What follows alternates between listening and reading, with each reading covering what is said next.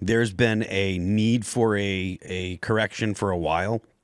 We've had, you had interest rates at zero from 2008 until 2017. People were taking that people were taking loans out and they were dumping that money into the stock market.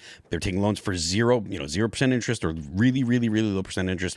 And so that's artificially inflated a bubble in the stock market that does exist. And this correction is actually healthy and necessary. Now, before people get all worked up about that, poor people and the people that are working class, they likely don't own a lot of stocks. It does matter to people that are on fixed incomes, people that are going into retirement now. I understand that's true, but the people that are getting hurt are people that do have assets, people that have money in the stock market. If you're talking about the working class, you're talking about poor people, they mostly do not have assets. So this actually doesn't affect them the same way that it does affect rich people. So maybe Trump is just like, I don't really care about those people. I mean, look, if the stock market needs a correction, there's a bubble that's not some kind of thing that's debated.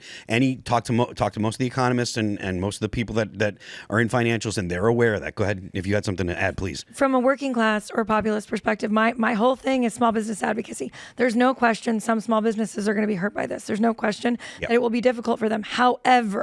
However, when you look at what's going on with Small Business America and how they're being gobbled up by private equity, they have one move that the pirate equity really engages in, where they buy and then they slash and then they pay themselves and then they dump it.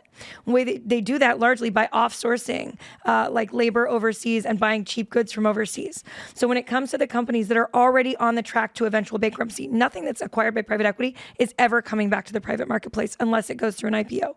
And even then, it's almost impossible. So if those are already on that conveyor belt to eventual failure, this is going to expedite that for some of them, but it's going to give small businesses that do business with other small businesses and farms and American manufacturing a leg up. So in that regard, I actually think from a populist perspective, it's going to hurt the finance bros more than it's going to hurt the small businesses. Yep.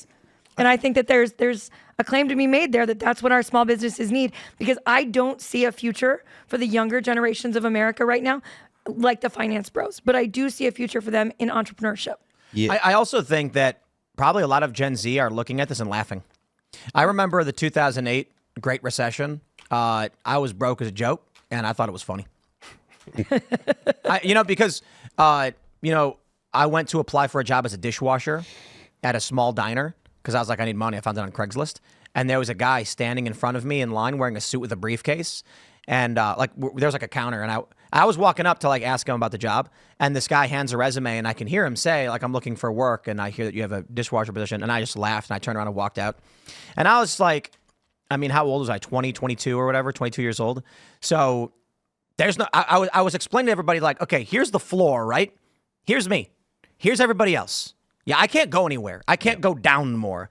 So right now, with all the moves that Trump is making, he's very popular among Gen Z. I kind of feel like Gen Z is just shrugging and laughing and being like, oh, yeah, my retirement account. I'm so concerned about something I will never have. That point, I was listening to the All In podcast a couple of weeks ago, and the guy Chamath was making that exact point. There has to be a correction in the market, and the people that tend to vote for Trump, being the people that are populist, geared toward populism, they're not the finance bros generally. They're not the wealthy people. They're the people that don't have assets. And this actually does give them a chance to get into the market and get some deals on things if they want. Look, I'm not saying that everyone should be in the market. That's not the argument that I'm making. But the point is, this doesn't hurt the average person that doesn't own assets. And most of Gen Z and probably a significant portion of millennials don't own assets. So I think if you want some insight to the thinking of the Trump administration here, yesterday, Treasury Secretary Scott Bessent brushed off stock market losses following the tariff announcement, saying that's a Mag 7 problem, not a MAGA problem. When he says Mag 7, he's referring to the Magnificent Seven stocks in the stock market that are very overvalued. So he's saying that it's a problem for them, not for MAGA. Wow. So I don't think they mind seeing some crash in some of these Apple, Amazon, Tesla stocks if it means they are going to have leverage to negotiate with other countries. And I think we should be thanking Donald Donald Trump for an opportunity to buy in. If, the stats show that most people don't have any money invested within the next month or so, maybe you should be looking to invest some.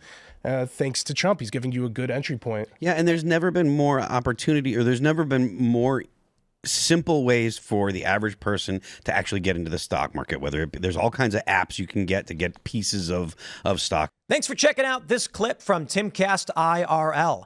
Make sure to watch the show live Monday through Friday at 8 p.m. Subscribe to this channel, and we will see you all there.